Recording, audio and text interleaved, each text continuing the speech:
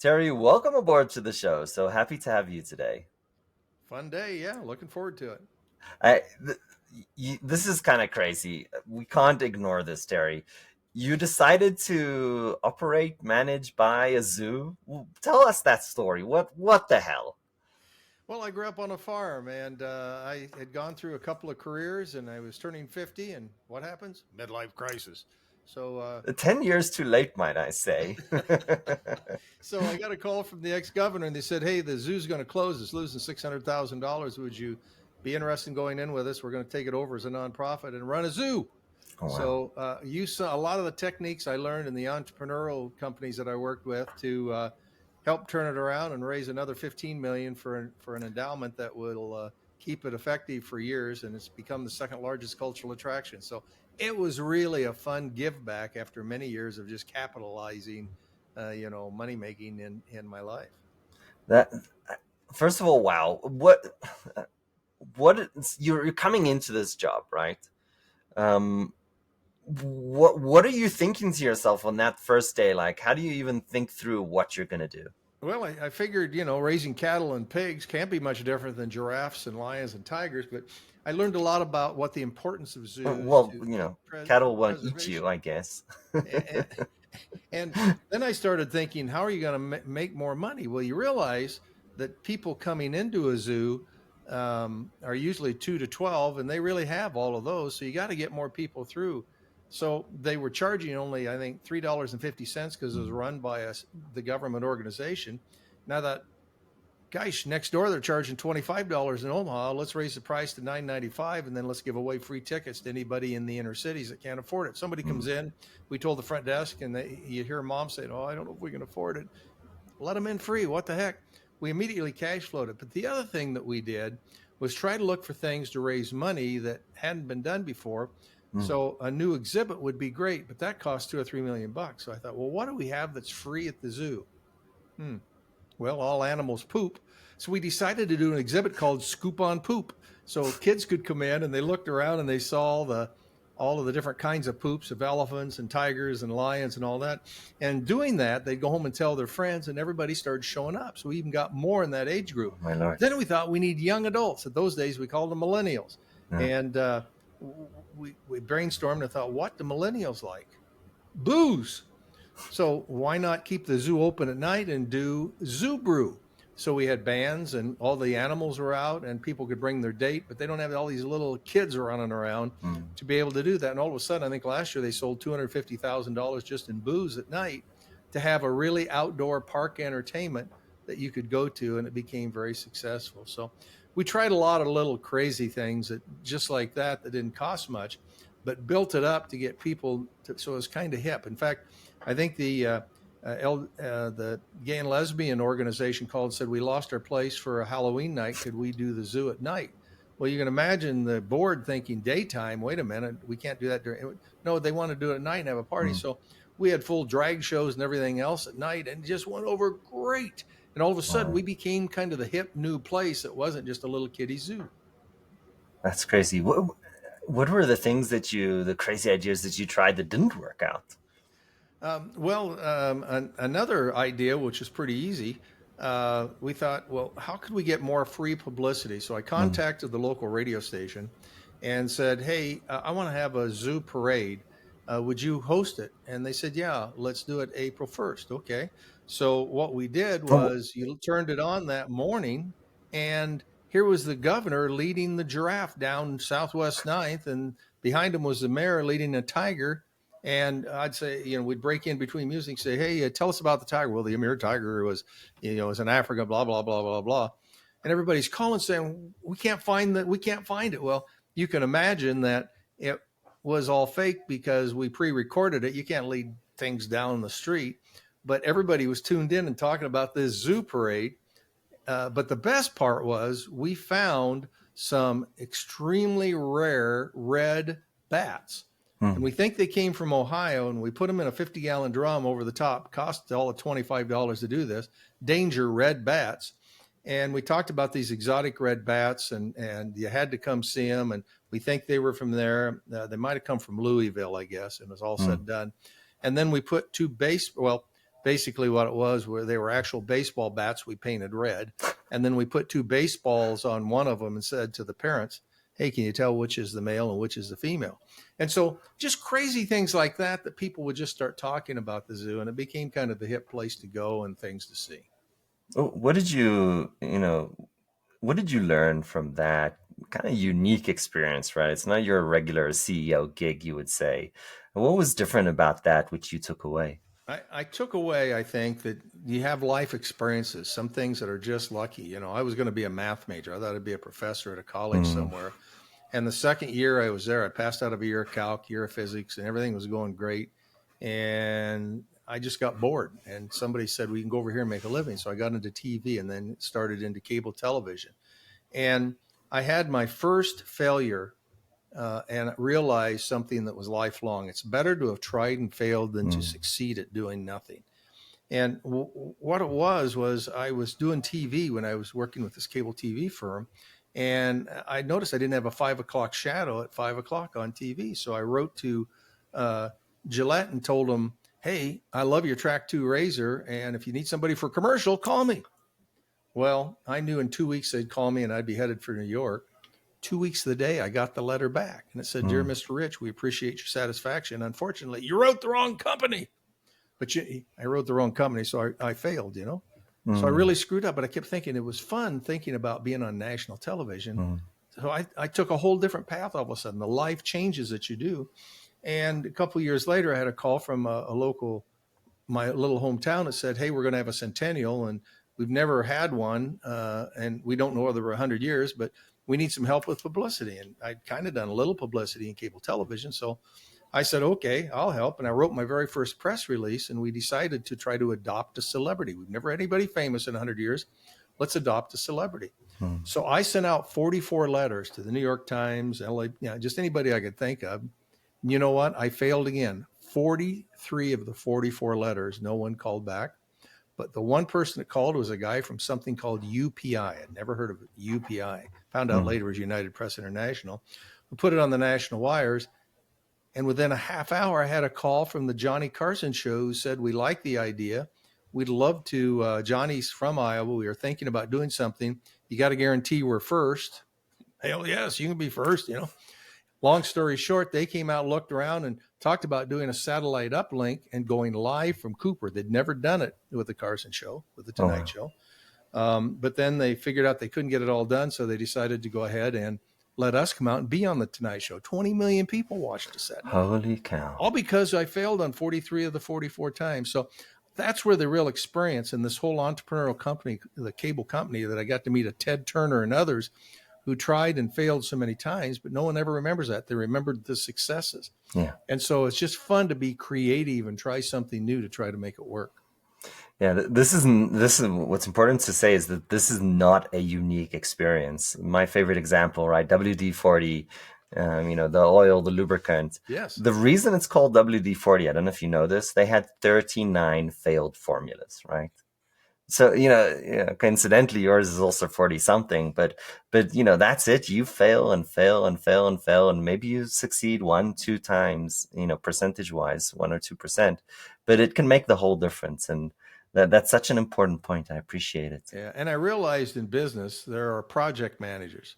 Mm, Project managers, okay, we're going to do this on this date. This is what we're going to do. And here's our ending. You have all these meetings. right. Well, they did that when they sent three people to the moon, 10, 9, 8, 7, 6, 5, 4, 3, 2, 1, and they sent them up.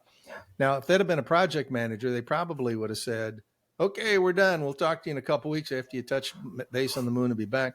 But you know what?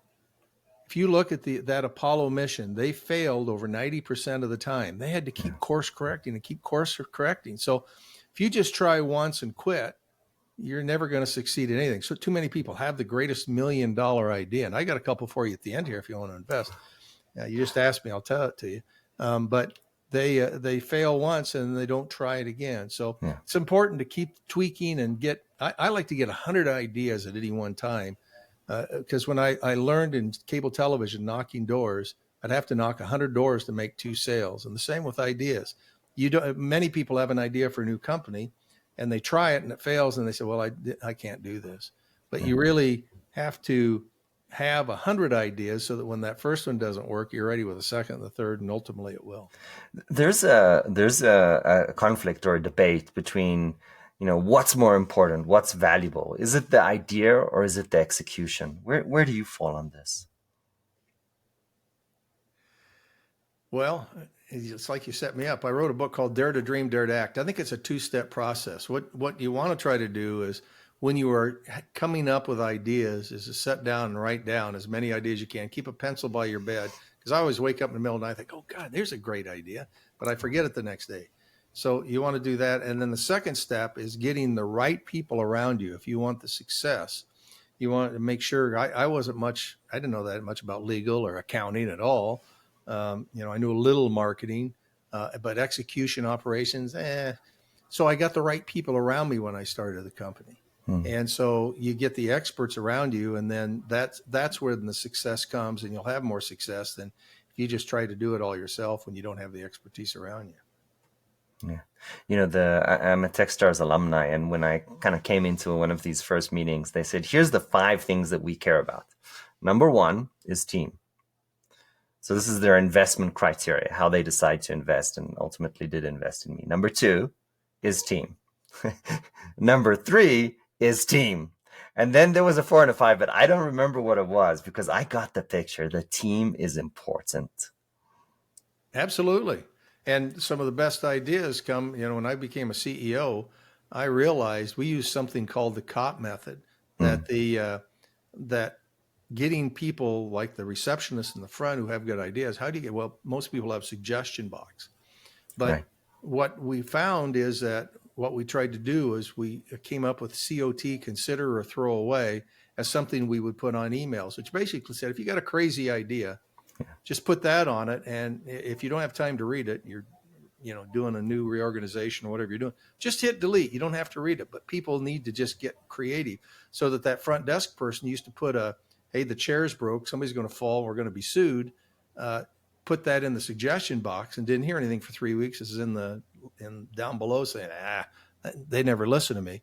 Well, Mm, she or he could put down that idea, send it to the world, send it to the CEO, and no, they wouldn't get back to her because there's no judgment in good ideas. But mm, everybody keeps those ideas. But she knows that she now has a vehicle to present all of her ideas, good or bad. Any idea is a good idea, and then you take all of those and put that team together to say, well, lawyer says this will work and that won't. Accountant says this will work, that won't. It'll all rise to the top. Now you have a group discussion and a decision, and now everybody's on the same rail going down the success road. there's something interesting there about the almost a change of culture in the organization. Tell us the background about why the consider or throwaway even works. So what's the problem that you're trying to solve? Problem I was trying to solve was I came into the lottery coming out of a very entrepreneurial cable company, went from zero to everything we touched turned to gold, cashed out, same company, took ideas from the first company, made it work. So I'm ready to, the zoo, just crazy ideas because what you have to lose, they Right. were going to go under if we didn't do something. So it was need at that point. But I went into the lottery, who makes a lot of money, and walked in, and I started giving ideas. Let's paint the wall green. Let's make purple polka dots on it. Do this, do that. And I just saw a meltdown. And the meltdown Mm, was people didn't realize when you're trying to give an idea to consider, and as the team consider and build upon and build that brick together, rather than an ultimatum. And that's why I put action required after we came up with this, so that mm, and the whole attitude changed because they realized they then knew what I was requiring versus what I was just saying, let's brainstorm on this and put it together. And it just, the attitude just completely changed. It took me to, everybody thinks they know everything when I came out of college, but it took me to probably 55 to have that experience to understand. The other thing that I didn't realize till about a year ago, which I always want to pass along when I do podcasts like this, was the guy who is on Shark Tank, Damon John. I mm, did an event with him a few weeks ago, and he was writing something down. I thought, oh, what the heck's he doing? And so I asked him, I said, what do you do? I said, well, every night I look at my list, and then next morning I look at it and revise it. And I said, you've got that many $1 million ideas? He said, no. He said, I've already been successful with all that stuff. These are things I'm going to do for myself. I'm going to prioritize because when I wake up in the morning, if I say I'm going to have a cinnamon roll because I haven't had one for a month, and I have that cinnamon roll, I'm in a much better attitude when I go to work to help other people succeed. And I thought, what a fun idea. It isn't selfishness that you want to do something for yourself. Mm. It's putting yourself in the right mood. I used to have clothes that I would wear when I went into big meetings or something that were lucky. And it wasn't so much they were lucky, it's that it put my mind in the right mood, Yes. that I was in the let's go get them mood to go in there and make that idea successful. Yeah.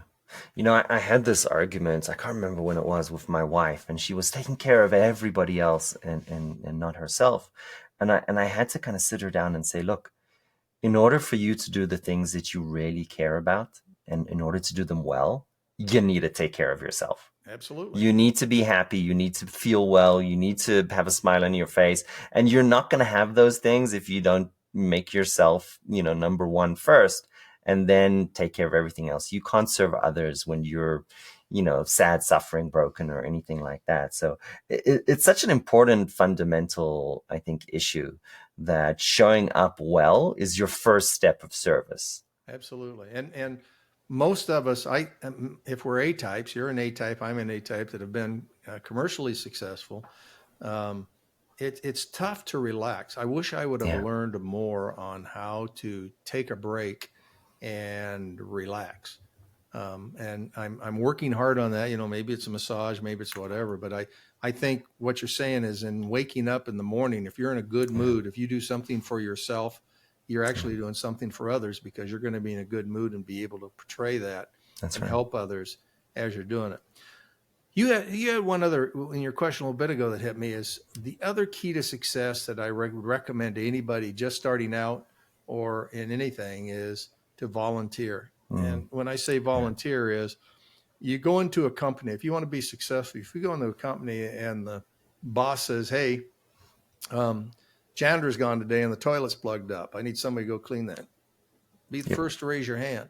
Yeah. Why is that? Because you get noticed and you learn new things by you do things. I got to do in the cable business. Nothing had ever been done like that before. They thought 4 channels were enough. That $6 was too much to pay for cable television. What do we pay today? $120. So I just in something like that, you are moving all the time, and the creativity and being able to raise your hand and try something new is so rewarding educationally to expand your mind.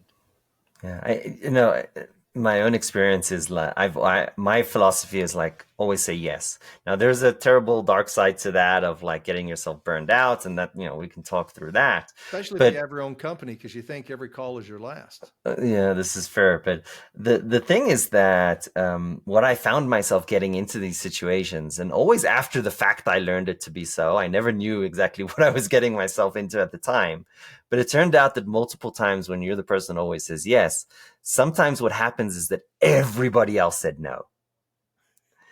Everybody else said no, and then you're going into this somewhat stupid or naive, and like, okay, yeah, I took this task on, I said yes, but then you get it done, and then suddenly you have this reputation of like, that's the only person that said yes and they got it done.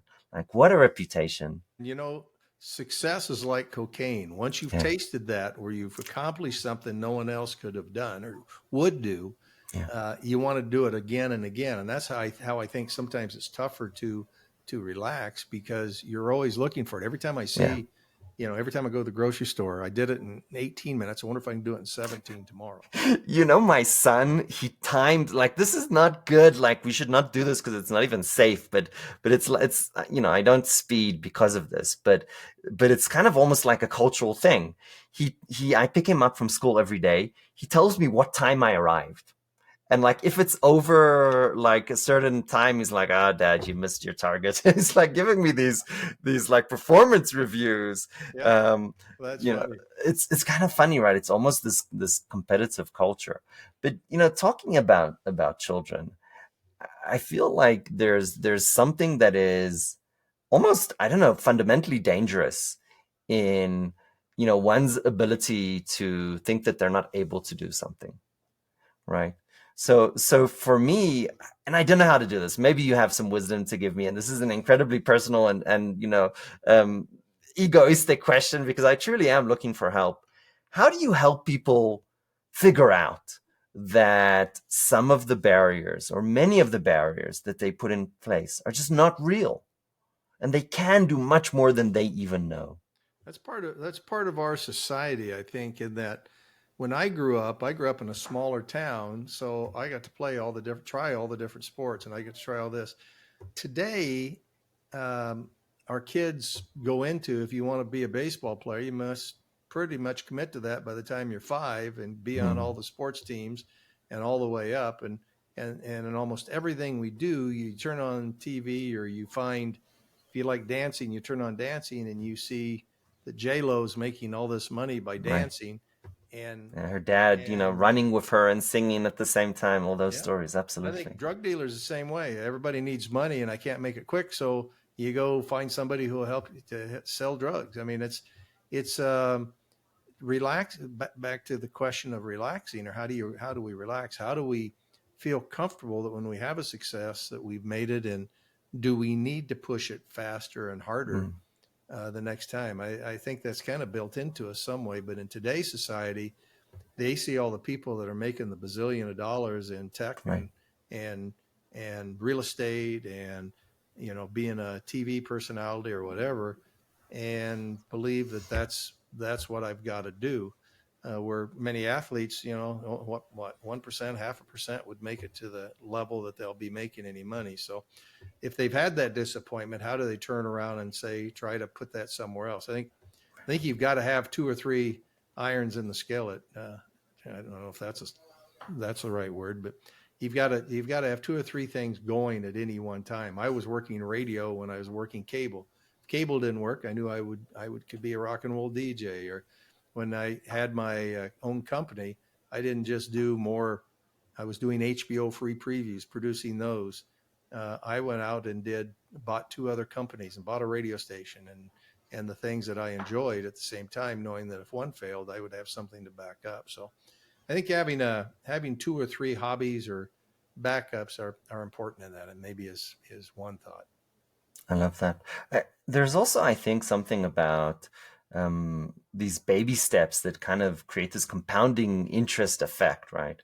So, my own personal experience when I was, what was it? I want to say like 8 or 9 years old, I came back from school and I was so upset with my like report card that I tore it up. So my mother had to piece the report card. Oh my God, I don't believe I've ever told this story. She had to piece the report card together. And I was crying and I was upset. And it was just this breaking point of these other kids are doing, a question, getting a question in class. So they just do it and they move along.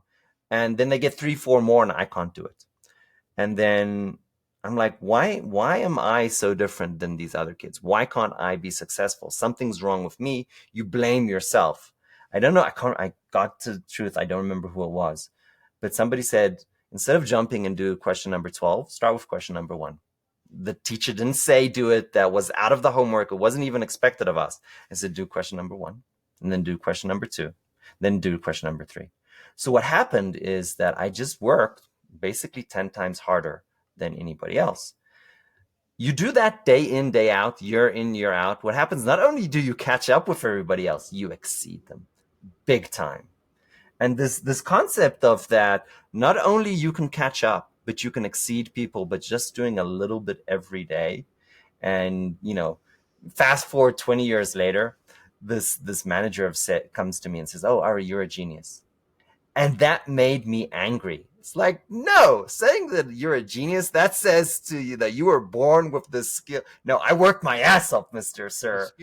The skill though was hard work. I think Yes. maybe that's even a better answer than how people do it, because I'm one to try to skip two levels without hitting the first one. How can I do it quicker and how can I do it faster? And I think Yeah.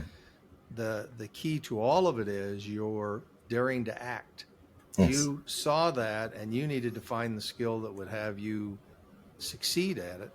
And I did the same thing, only I would try to shortcut it to make it faster, bigger, better, any way I could. So, but I worked hard. I worked hard at it. Where some people just wanted to say, "You need to give that to me," Yeah. and I think we see too much of that. Oh, I deserve it, so I give it to me. yeah. Victimism is a whole topic that I think you're just deciding to fail by deciding that you're a victim and you can't do anything. But Hmm. I think your point is so important because one of my economics professors, he basically said there's two ways to be successful in life. And what I've depicted is the work hard option. But there's another option, and that's, be smart, right? Instead of doing 10 things, you can do one and you can jump there. And I think that if our children or parents can teach their children to do both those things, one, know how to work smart, but also know how to work hard, then you can kind of choose what you want to do when. Sometimes you work hard, sometimes you work smart, sometimes you'll do both. But I think just having that fundamental skill can make such a difference in people's life. I'd agree. I think that part of it is when you talked about your son, that really kind of hit me. That I'm amazed at my kids and how they, my daughter, is just go go go all the time. Right. How they followed us as parents. So um, when we hear a lot during this political season about privilege or whatever, if a child is born without a father or without a mother, or and they're already disadvantaged because they haven't had a positive role model to follow up through that. But by your son saying that, they're already doing some of the organizational skills that you say now is what made you successful. He's looking and doing the same thing. He's following your path and in a way that is going to make him successful as he looks forward. And I find the same with my kids. So we don't realize how much impact we have as parents sometimes in making it work. It's kind of crazy because you really don't, right? I think my biggest fear is that what happens when we let go, right? What happens when they're on their own? And you can teach your children to work hard. You can try and forcefully make them smart by studying and doing all those things. But I think this thing that scares the shit out of me is how do you teach people to make good decisions? I made a really bad decision that could have turned my course completely around. I was in high school. I was a senior class, doing all this leadership stuff. And remember, I'm a poor farm kid, but something about my way my parents were on the school board and they did different things.